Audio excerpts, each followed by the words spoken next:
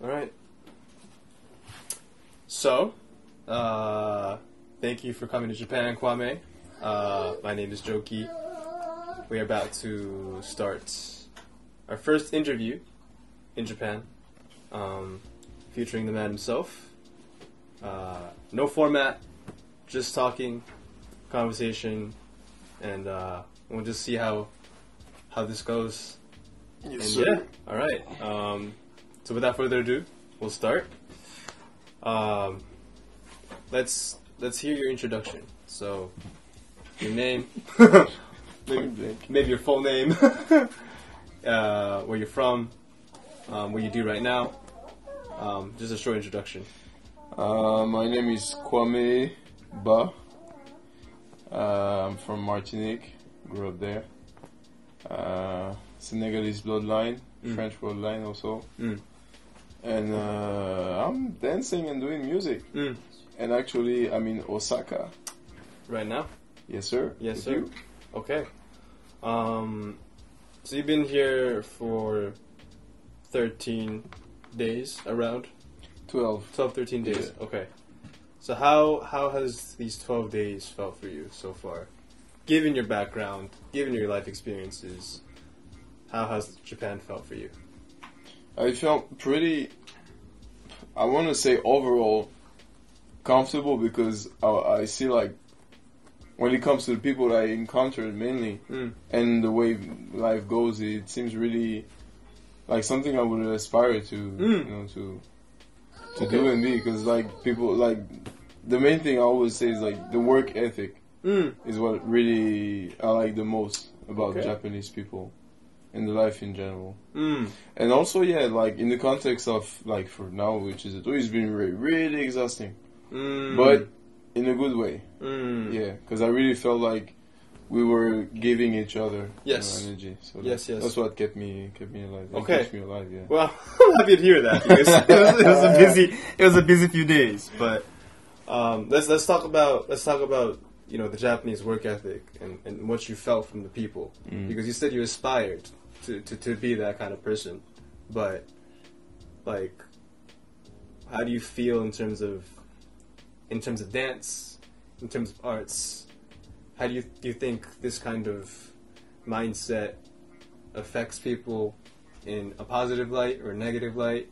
Do you think it has an effect on the art? Like, you know, what do you feel about the Japanese context that's placed on the dance? You mean in dance? Yeah. From what I saw in general? Yeah, pretty much, yeah. I think it goes both ways, so there are pluses and minuses. I think the pluses would be like people actually like work and are able to put aside feelings in order to get things done. Right. So I think this would be true, like even like out of the dance world. And so of course it applies, I guess, in the dance world. Especially like the timing, like people get off work and then like could do session at nights and like late nights. And then go to work like early in the afternoon. So the on and off mindset. You think Yeah. And on the other side, I mean, when it comes to music, so I think like one of the things that made me feel like that I actually realized during the trip is like Japan is not coming from an Afro descendant musical background. Yes. It's something that was adopted, I feel, from my little experience here. And that was adopted, I think, kind of successfully. Okay. People would like, when I say successfully, it was like, I feel like people are really interested in actually knowing, like, behind the move. But I guess, like, at some points, I would say like, it's musical culture that would be different. But same goes like for France, for example. Okay. When it comes to that, I feel like Anglo-Saxon countries have it better when it comes to this when it comes to black music culture in general. But yeah, I think that would be the one thing, because also from what I understood from talking with people, like the party culture is really not the same type of party culture. And the way to listen and to hear and listen to music is not really for same purposes, which is normal. Like we don't live in the same part of the world. Every country has like its own socio-economical context. And I think it really reflects on how people enjoy music and appropriate their own body, I guess. Okay. That's a good point because for people that's only lived in Japan, that's all we know. What has been passed down to us by the Japanese elders. And it's most of the time it's hard for the domestic Japanese person to acquire information from a first-hand source outside of Japan. So it's always interesting to hear what people like you and Clementine feel about the actual atmosphere, because the experience is totally different. So what I get from you is that you felt the respect that Japan has for Afro-Latino, Cuban traditions and whatnot, for the culture and the music. But I'm gonna take a step deeper and ask, how do you feel about the Japanese way of expressing and the Japanese way of more so into how they dance? Did you feel a certain way about the depth of the dance? Did you feel a certain way about their approach or their freedom in the dance? Any kind of thoughts I would like to know. I think it really relies on also how like the way people behave with themselves and other than dance. So from what I understand here, like the Kohai Senpai is really strong, and also the fact to try to not disrupt and to be really respectful, and being respectful can have different meanings in other traditions. So my feeling is that there is like, I don't know if it's taboo, and I'm going to say it anyway. There's this taboo in Europe that Japanese people, kind of dance the same sometimes. Yeah. The same way you could say for like Russian or like French or whatever. So there's this saying, but I guess, I don't know, I guess there are many biases to it. But I feel like most of the time,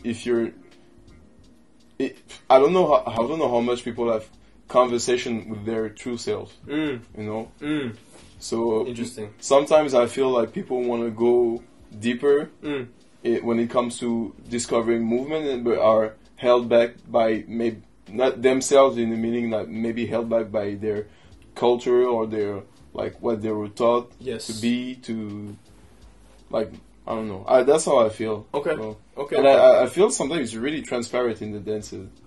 So but everywhere you go, that's going to be transparent. Yeah. You're saying. Yeah. Interesting, because during the workshops, in most of the workshops, in all of the workshop actually, you were talking about the importance of honesty, integrity, how you honestly feel about yourself, your partner, who you're dancing with, the music.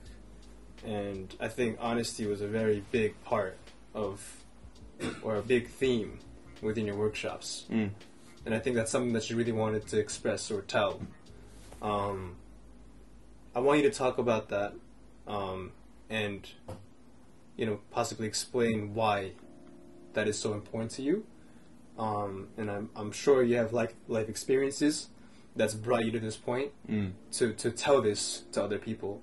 So if you can speak on that. Yeah. I think primarily my elders, like direct and indirect, I think that's the most precious gift they gave and still giving to me, is this understanding that it's our body. Yeah. And I think on like trying at least to be as honest as you can when it comes to your body and what you want to express is one of the things that really saved my life, in a broader scale, Okay. And I don't know. I feel because it's not like you have your body and then you have your mind. At some point, you have this entity that we have to live with. And I guess like we have the same vocabulary. That's what also I say in the workshop, and like I didn't invent anything new, and I'm a strong believer of like alchemy. Okay. In terms of, you know, like inventing something, sometimes it's really like you take something that that you already experienced, like consciously or unconsciously, and then it happens, or maybe it's given to you, you know, by nature or whatever you call it. And so we have this I feel that's only my opinion, by the way. No, of course. I feel we have this common vocabulary, the same way we have common languages. Yeah. ABC, so there's only a certain amount of letters, and only a certain amount of words that also like are created every day. But this vocabulary is like for us to express ideas, and I feel, and again that's only my opinion, but I feel it should not be the other way around. Like it should not be used by words, but use words as tools to express ideas. Okay. And to try to dig a bit deeper sometimes, like if I want to, because I don't really think in terms of like good answer, bad answer. For me, it's more like I want to have the same way I want to have an interesting conversation with somebody. Yes. So I wouldn't really care like what your education level is, or I would care like how you feel about things. You know, we're human. I want to have a conversation with you. So I would try to relate to what you're saying, what do you experience, and how much clear and honest you are with how you feel with this experience, you know. So we have this common object that is our language, our foundations, that is really important for us to work on, because it's a legacy.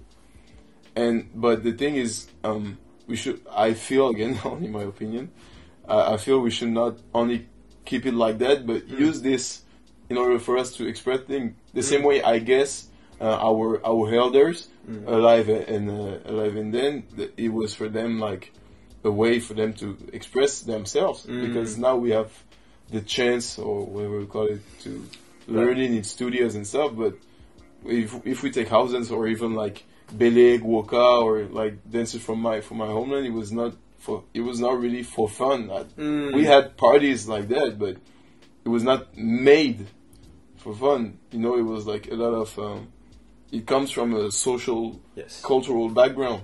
So of course there's always a party aspect, and if you dig into like African based dances and music and traditions, so there's of course there's a party aspect, but you also have like the why is it here? The same way, I don't know, if you have a trauma, you might develop resilience and have a special skills. You know what I'm saying? Of course, yeah. That's how I feel. Got you. Yeah. Got you. Okay. So, from what you've just told me, it sounds like this is something that you grew up with from your days as a baby, your days as a very young child. This is what your elders have shared with you. This is what you've been kind of brought up with. But was there a moment when you really embraced it, or has this been something that's just like been already, automatic for you? No, I think I kind of heard it the same way you hear your parents say, "Yeah, do the dishes," and then you understand it later. Gotcha. But I think I kind of heard it, and then everybody has its own traumatic experience. I had mine also, and I think that's also what taught me to really embrace that, because that's one of the few true things I could really relate to, you know. Okay. And also this idea of mortality, that like we could die any second, for no apparent reason, and that you could. I guess I would want the same way if I look at somebody that I'm looking. I don't know, like you take somebody that you really enjoy in life, in music in general. I think I would relate more to people on how honest and how working in this direction they were also, and bringing this legacy to earth for truth or whatever, in betterment of our experience, you know. Okay. So, but you're saying you did have certain experiences that really triggered or really enforced that value higher within you, right? The value of being honest, the value of being, okay. Yeah. Interesting. No, because I think, personally, speaking, like, I've had personal experiences that has taught me the importance of being honest as well. So that's why I'm asking you. And you know, and I'm kind of digging into this because I don't know if it's just a Japan thing or if it's a global thing, but I feel like there's a lot of artists out there that hasn't really made a connection between the arts that they do and the personal experiences that they had. It could just be that they're too young to have that kind of, you know, impact or reason to think deeply about this. But, you know, if I wanted to ask your opinion on personal experiences in the dance. And if you think, not just Japan, but like overall, if there's a disconnect between a personal experience in the dance, in that sense, do you feel that way sometimes, or? I guess so, but the same way, you know, if you look at Mozart, for example, like composing his first concerto at 4 or whatever, could we say that it was really him doing it, or is like his parent forcing him into working it? That's a good point. That's a good point. And now, I don't know. So it is a deep question. I don't think I have a proper answer to it, but I see. If we try to dig into it, yeah. Now, so let's talk about house dance, for example, or hip hop dance, whatever. Yeah, let's go. Most of the people today will discover it through competitions. Yes. And they're competitions and not really battles, because if you look at battles, and in French we call it like défi. For back in the day, I was not there. I was on board. Okay. But it was like you could, like, somebody could get hurt, or it was like you could go into like a round in the club. So it was a fight, yeah, basically. And and going like rounds and rounds and rounds. Like it was not like 45 seconds. Like you could go for 5 hours until like the DJ will drop the music. And even like from what I understood from some of the others is like, so I don't know if there's a consensus about this, but from what I understood is like, even the quality of competition was not really like winning in the club. Was not, from what I understood, was like to embetterment of like to the beau geste, to find the, you know, for to uplift the culture. Yeah, in a sense. For sure. Of course, we're humans, so competitions is part of us. But yeah, the quality of competition, I don't know if it's the same. I was not there, but to get back at your question, maybe there's a disconnect, but maybe also we have to give people time, you know, to make the connections. But yeah, I don't know. I'm kind of afraid because I'm wondering like how the competition aspect can work in a good direction. So first we have to define what is a good direction. Yeah. And also you have to define like what would be the purpose of a dance competition, and what would people involved as dancer organizer, what would be their role. So that's a lot to unpack, and and I'm wondering like how many people are already having this conversation with themselves. For sure. So that will lead me to my next question is, you know, the world knows you more so probably because you've won competitions, you know, you've entered tons of battles, and you are in the battle arena, right? To kind of relate to that question, is there a specific reason or, you know, a will when you're entering these battles and these arenas? Is there a message you want to send out?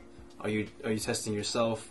You probably have multiple different, you know, elements to why you enter battles, but if you can unpack that, that'd be cool.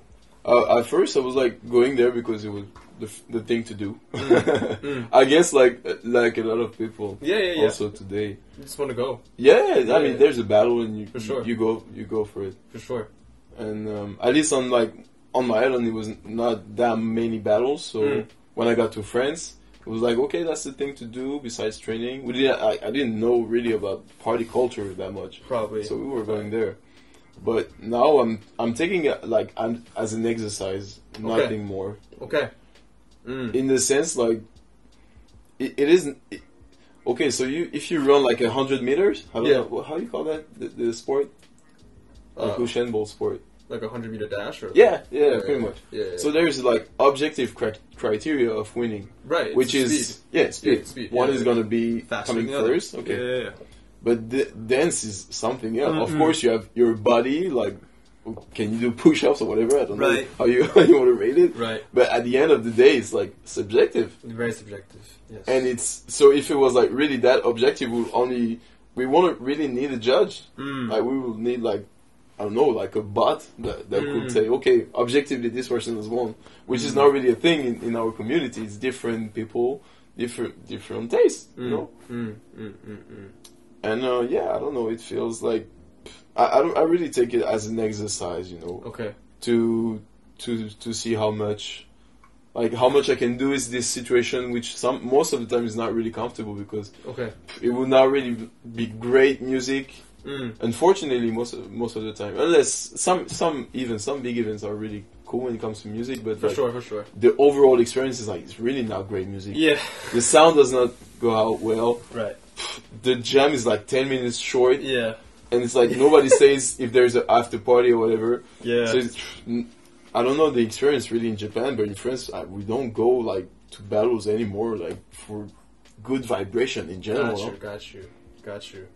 Okay. It's not overall true, but it's mainly. No, I get you. True. Yeah. So I go there to get back to the question. I go there for exercise. Wow. Okay. Purposes. That's overly. That's unexpectedly simplified than what I thought. Oh yeah, what you thought it was gonna be? I wasn't expecting a philosophical answer, but because this relates to my next question, which is like,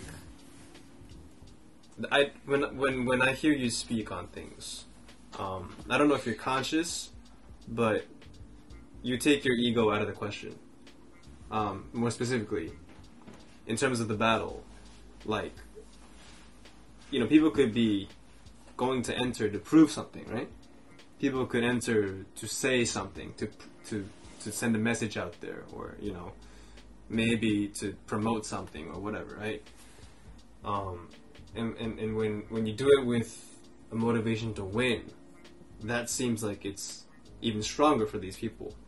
But when I hear you talk about these things, I don't really feel like you're doing it to serve yourself a greater good or any of that kind of motivation, which is, for me, personally, it's kind of rare. Is there a reason, well, not a reason, but have you thought about the ego? Have you thought about, like, being selfless in these contexts and not really doing it for your own good, or I think I understand the question, yeah.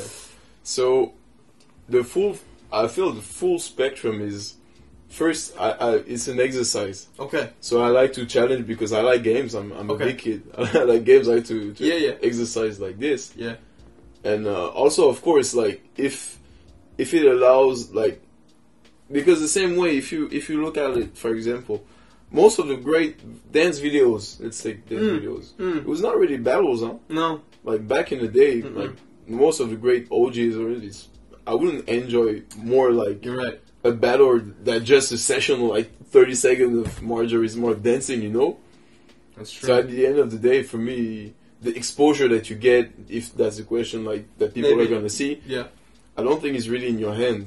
It's like interesting. People would take maybe like 15-second part of an interview and it would change their life. That's true.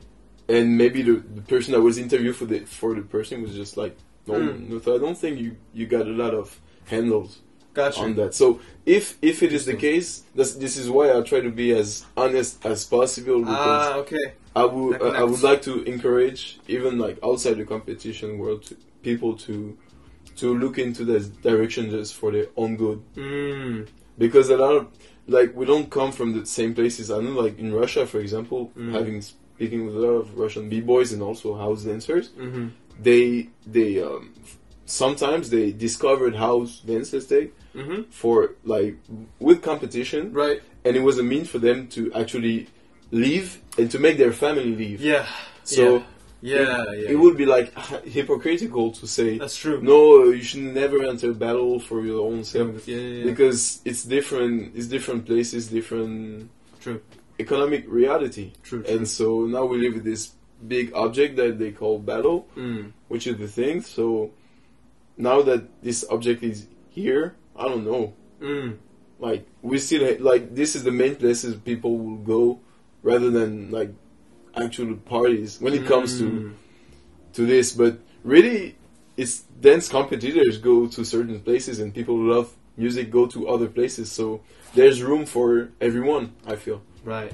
But I'm really hoping like in the future that it not calms down, but that people take more like steps back when it comes to like how to feel about competition as because being a competitor is great, but if you're talking like competition and culture is like two different things. Yeah, they can cooperate, of course, but you have to have this conversation with yourself because winning a lot of battles is not doing that much, you know, to other people if you're trying to be selfless. For sure. I don't really know what what it would mean entirely. Yeah. So competition is first for you because you like to compete and and also of course if it resonates with other people it is great. But on a larger scale, I don't know, if you take people who go like who paid like with their last dollar to get to the workshop. Or to get to the party and then they get back to their like little hometown accessible only by car and they teach kids how to I don't know, do a pas de bourrée or like whatever. Which one would be more important, man? You're right. I don't know if there's a scale for that, but that's the question we should be asking ourselves. That's a good one. That's a very good one. And also how to put that and add it to your own economical reality. Are you making results with competition? How do you sustain with yourself? Do you have another job other than dance? Can you afford to just live without dancing, or do you have to make compromises? So maybe with so it's a lot. It's a lot. That's a lot going on at the same time. Yeah, I see. But personally speaking, what you would like to do is, because you're doing a lot, right? You're doing the music thing, you're doing the dance thing, and DJ as well. You're doing all of it.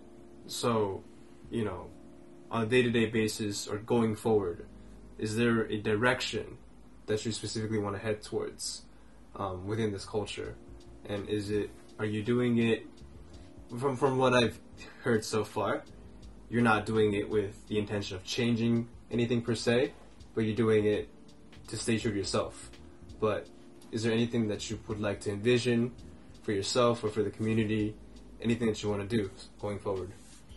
I mean, the biggest blessings that I've had and still have in life was being enlightened by people or words or events. Coming from a place of not knowing something to knowing something. So that's what I have to aspire to acquire more, like these moments and events when it comes to learning more about the culture or about the music. Okay. That's what motivates me. And also like like when it comes to the broader scale, I also want to provide for me and my family, and I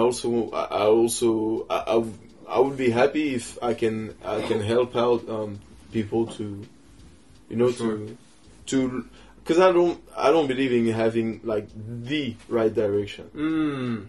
I don't believe that there's such a thing, but at least I want, the same way people made me feel like I should have a conversation with myself when it comes to what it is that we're doing here. I wish to make people ask themselves, what is it that you do?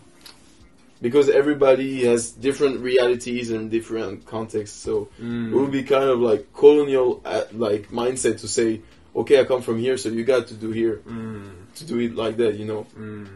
So that's, I don't know, on my small level, I don't have the understanding for a lot of things. So I would just try to inspire people to look through themselves and see, to try to see all the parameters, you know. I see. And see how we can. Maybe I have one thing. So I'm really. So the competition aspect is really bothering me these days. Talk about it. Talk about it, man. But most of it we already said, like the music and everything. But I don't know. I don't know. It's a way for people to sustain also, and I guess it went into this direction. Like people were not held hostage. I think also people were proactive in trying to having more of this moment because maybe people like competition, but the way it's set up right now, I don't know how it's encouraging people to. I mean, I was like some of us are lucky that I discovered most of the people I know when it comes to thousands, let's say. Through the battles. So it would be hypocritical to spit on it. That's true. But it was like a door. And then people say, yeah, competition is cool. But also, you know, it comes from here. And I feel like there's way more enlightenment to find, I mean, today, at least. For sure. Than competition. Because the way it's set up, I think what bothers me most is not competition, but the way sometimes they say, oh, it's the culture, it's the love, and you have this type of, and then you have people who try to replicate this type of, how do you call that? Doxa. So you have to say a certain amount of words in order to be a good member of the community. Yeah, it's love, it's blah, blah, blah. Yeah. And most people, they're not about it. And it's tough to know who's about it. You can see it through action. For sure. Somebody's only like competition orientated and they will say love. Maybe it's true. I don't know, man. Again, maybe it's their form of love. Maybe it's them being honest. But sometimes I feel like a disconnect, and maybe that's social medias. And I think it's even besides then, it's like social medias. The way it's set up now, you don't have to be really truthful. So sometimes I feel it might be dangerous for younger people to be exposed to some type of content, and saying that this is truthful love and experience and club and whatever, like words that feel empty in the end. Yes. You know? Yes. Because most of us, like our age, we never been to Paradise Garage or the Loft, so there are some things that we don't really know, and we have to accept that it's our reality and that we need to learn more about what was before, you know? So I don't know. It's interesting. Yeah. Do you see, because, well, I mean, you are in your 20s, right? You're still in your 20s, so you're still young in the broad history of house dance. So, I mean, you know, we can consider ourselves as young, but we do have a lot of youngers coming in. Do you see this impact within the events that you go to, or any environments you walk into? Do you think there is a negative impact from, you know, competitions, social media? Do you feel that? Social media is for sure, but even beside competition. But I guess the same way, you know, our parents, they felt like smartphones was gonna be the end of us. Yeah. And I don't know if you would be here sitting today saying that smartphone ruined your life. So it's also a big, man, a lot to unpack. But I don't know. Most of the time, I can see myself in, like, let's say people that are 15, 20, something like that. I was asking the same type of questions. I was wondering the same type of thing, but also because around me was like what people were asking or knowing. So it's not really their fault or anything. I just think it's a general direction that was taken. I don't think that there's one people that whose fault is it, you know? For sure. But yeah, I can see like the way people ask questions and the way people see and take music with them is really different from what I experienced growing up. Yeah. But I'm hoping with time. We had this conversation with Sibo actually. Oh yeah, and that's the one who enlightened me with it because like he was saying like some of them, they were also like young and now he says like he could see himself, you know, in the youngers, like even people only interested by competition. Because I guess like I'm not there yet, but as you really grow up, I think you have a broader understanding, and the more people on your way are saying, okay, there's competition, but also there's this. I think the more chances you have to actually, I guess so. So then maybe this is more than my comment than a question, but you know, it's probably important for the youngers to have access or have knowledge about what other environments there are than the competitions and the social media aspect of it, and probably being communicative with your friends in the community or your elders or whatever. But I'm getting the sense that, you know, it's important for them to know about it. It's important for them to have conversations. So yeah, my question would be, how do you think of communication within the community? How do you think of the connection between, you know, just the people in the community?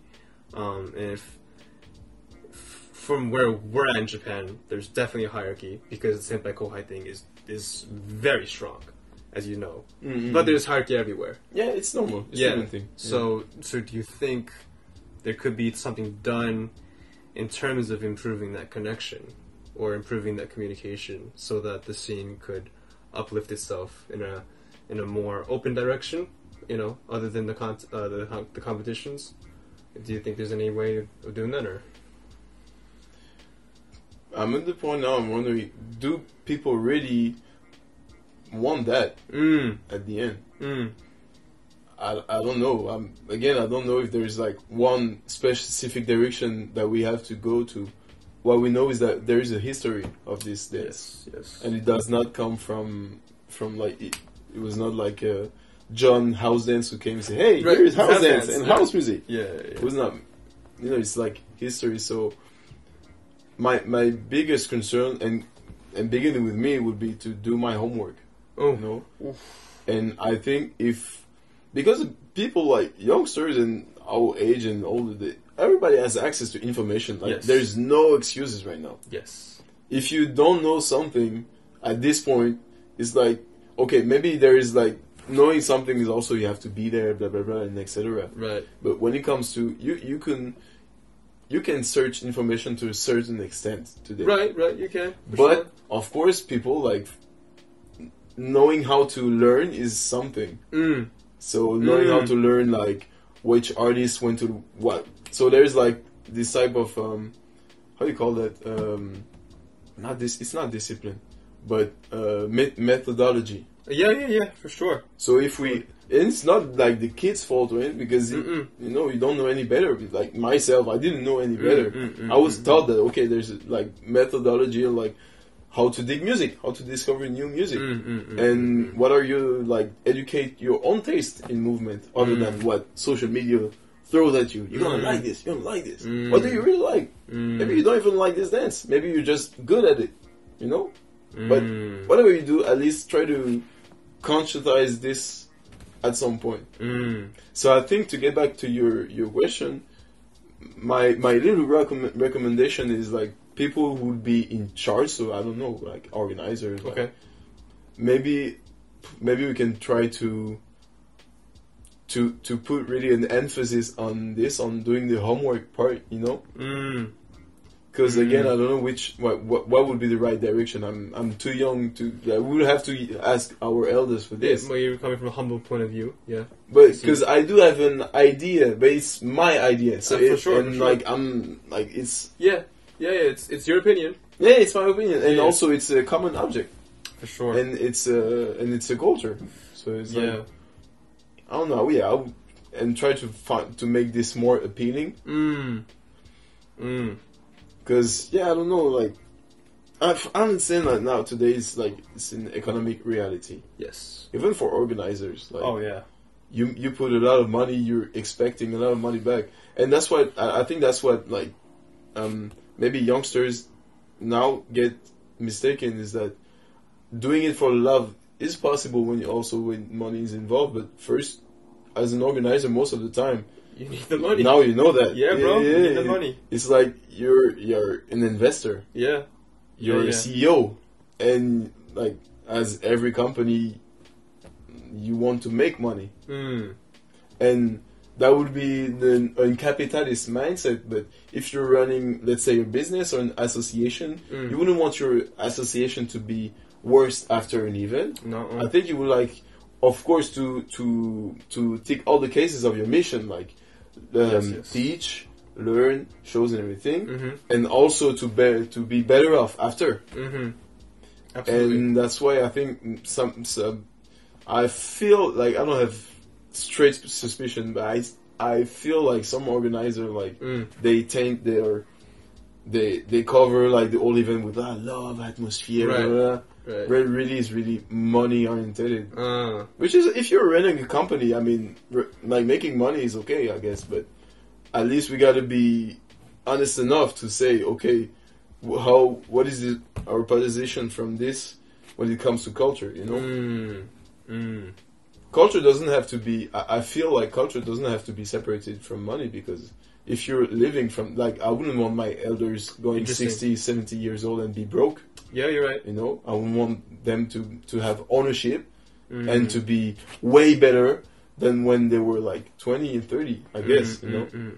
I mean, if I hear somebody that is one of my hero and I hear like he's broke and like that would make me you're right. sad, you know. You're right.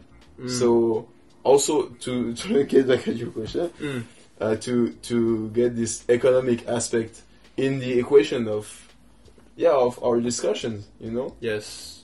Because like we're like in this world where everybody is lovely, and of course nobody really thinks like that. And in the meantime, there are people who are taking advantage of it. Yes. And sometimes people who are close to us. So we really have to get this. Okay, how honest can I be in this situation? And, you know. Do you think that you just said it? You do think it's possible, but to balance out the cultural integrity, the historical integrity, knowledge, you know, for the general good, just knowledge in general, right? To balance all that out with the financial element of it, do you think that's actually possible? Have you seen events that you felt that balance? We would have to ask organizers and also every people who attended these places. I don't know actually. That's the answer I don't have. But like most of the places, I really felt something. It was not really money or that much money involved. You know. I don't know. Let's take Fort Greene Park, for example. Oh, Fort Greene. Like the New Soul. York, yes. I remember going to a Soul Summit. I think it was 2K18, something like that. Yeah. The entry was free from what I remember at Fort Greene. It was like I learned a lot, and so I don't think it's really because the format is here. You just come and go. Yeah, you come and go, and you take what you want or what you're looking for. Yes. So I guess it's on every individual to. Yeah. I don't know. That's my take. That's only my take on it. Yeah. You know, you can learn the best out of the worst situations. You know. That's a good one. And that's why, and that's the thing from talking to a few elders. That's what they said, that back in the day, and also from the experience, it is true that back in the day, information was so rare, and they were so passionate that they had to go dig for it. Yes. And to go in different countries, not speaking the language, trying to find somebody, and today, and it's normal. We live in a different era. Like, you have internet, you could speak to the motherfucker and still have an answer. You know? Right.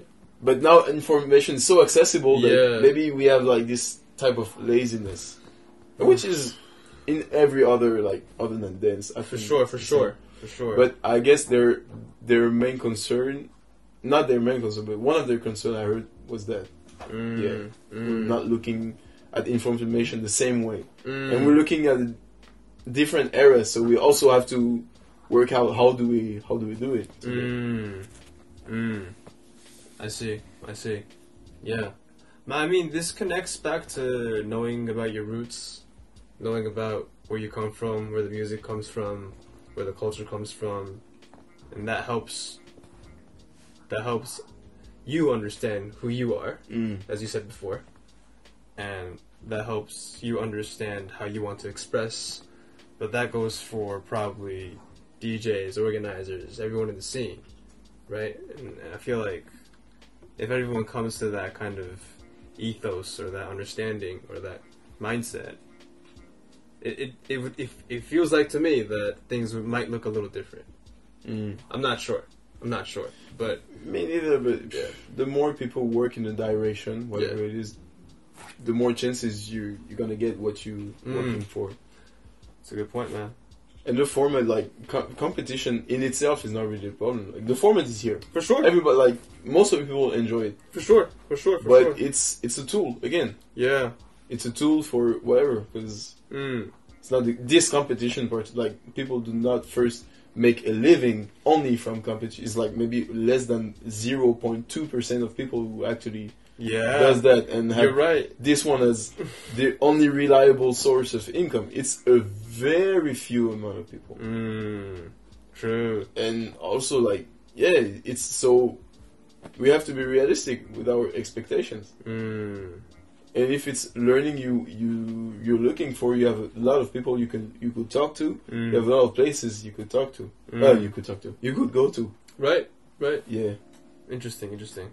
So, yeah, I mean, it feels like to me, like, if people got more curious about anything in the culture, maybe it could be the music, it could be the history, it could be a person, but maybe asking questions and inquiring about what they don't know is probably a good first step into exploring more and probably understanding more about what you're doing, but also yourself. Because I think, during the workshops you were saying we do a lot of things on autopilot, right? And you're speaking towards the dance, but I think the whole autopilot thing is relatable to life. Oh yeah, because you do a lot of things without really, intentionally thinking about it. And I feel like the whole battle scene, in my opinion, or the competition scene, in my opinion, has been it's become so big that it's a given, that it's almost like an automatic thing. For some people, a dance event equals a battle event. And it's just like that is the only place where they can experience something.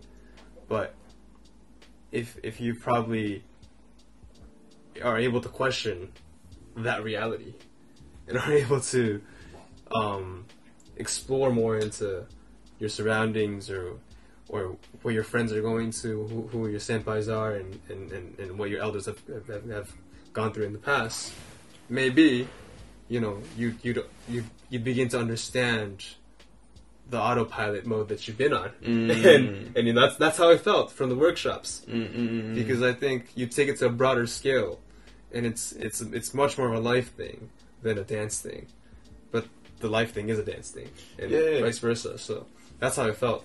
That's really accurate, actually. Yeah, because really, like, you're at the end of class or whatever party, you're still living with your body, Yeah. So if you're injured before the workshop or the party, you will be injured. Yeah. After, You're it's right. your same, and that's why, like you said, being is like it's the same experience. You are like living with this one body. And I guess it's always good, like you said, like for people to be curious and ask questions. Yeah. If it's granted, then ask why is it like that. And I think the more you ask this type of stuff, the more you will be surprised, like why are we doing this? Yeah. Battles being around for a long time. How it is, like, most of the time only the winner gets something in the second prize. For sure. Yeah, it doesn't even get like money back from the travel. Yeah, you're right. For the visa, or help for the visa to get there, or how is it? Yeah. Is it normal? Is it should it be like Should that? it Can be it normal? be better? Should it be normal? Yeah. Does it? Again, I Should don't I have ask the the one questions? answer, but Yeah. at least let's ask the question. Because I think we will be surprised. What other type of event other than competition people are really would put a lot of money to go to for one day with 5-hour time zone delay and get back the other day? How many? It's a good question. I should ask that. Yeah, You there's should a ask lot of that. questions, and to ask ourselves. For sure. And it's not to culpabilize or to say no, it's wrong. It's just ask yourself the question. Yes. That's the people around you. Yes. Why do you only listen to this? Why is there no melody or no people singing in the tracks you listen to? How it comes you put the same playlist? How it comes to it's this DJ, but everybody doesn't like the type of music he plays, but nobody tells him that You know, it's a lot of questions to ask. And I think if there's this motion of more people asking out loud this type of question, the more people will feel confident with what they like feel deep inside, and maybe it would make it cool to ask questions and to improve our situations. And to not improve on the economical level, but I'm talking like improve. Okay, no, I'm in phase with. Okay, I really understand, or I dig deeper. You know. Yeah. The money can come after, maybe. Yeah, but figure that out. Yeah. Understanding is something. I guess that's my opinion. But understanding something is always good. Yes. Yeah, for sure. Making sense out of your life. Yeah, you understand. I mean, you have a sense of why I'm here and everything. Some people don't need it. That's why I say it's for me. But for sure. I guess the more you understand about things, the more, and it's fun, you know. It's like a game. Yeah. The more you understand about chess or whatever. It's like a puzzle, and you solve it. Yeah. And I think that's how you like improving and you like learning. So when you see your body, it's changing because you learn a special skill or whatever, and you understand that this special move that you do, it comes from a really ancient dance that this dance was connected with a. And says it makes you wonder, like, makes you ask so many questions. And I think that's more than the answer. Like, asking questions is the thing we need to do. It's probably bigger than the answer that you might get. Yeah, because the question itself. Yeah. At least people like it's like a checkup. Like, yo, you good? Right. Yo, really, you good? Right. I think that's the type of checkup we need. Actually, interesting. So I don't know how to put that in place. No, but that's. I guess that's the thing. We can go to every event, ask every person, "Are you good? Are you good? Are you good?" That's my next event. I got. Until people break down in tears. Yeah, the event name's gonna be "You Good." Alright, man. Yeah. We talked a lot. Yes, sir. It's we got some good stuff, and it's late at night too. And, I forgot about that. We got a plane to catch. Man. Yeah, you got a plane to catch. So, yeah, man, it was an honor to have you. It's been an honor to be here. It was an honor to have you in Japan, and hopefully this is the first of many, and the first of many conversations, first of many interviews. But I think the first 13 days, or the first time you've spent more than 3 days in Japan, you've kind of got a good gist of what Japan feels like. So, if there's anything you want to bring back, please bring it with you. If there's anything you want to bring to Japan next time, bring that with you as well. Hopefully we can get, a more... I mean, it's already a good exchange going on between Japan and France. But, I think the generation is changing. There's new ones coming up, and there's new idols for them as well. So, people like you, we're very honored to have. And we're very honored to have you speak. It's an honor being here. Man, I appreciate it. So, hopefully we get to do this more, and hopefully we can uplift whatever we can uplift within our context. Yeah. So I appreciate you, man. Thank you, Salam, my brother. Thank you, Joki. That's a wrap. Yes, sir. Thank you to Kwame. Peace. Cuts. Woo. Yeah, that's good. To say I wasn't dancing back in the day. I can say the truth now. Oh shit! Oh good man. Thank you, my brother. Appreciate it, it's man. really precious. That was good. I love you, my brother. I love you too, man. Thank you for sticking around until fucking 12:20. We made it. No, it's when it goes. It just goes like this. Yeah, it flows. Yeah. Now that was a good ending to it too. Yeah. Yeah.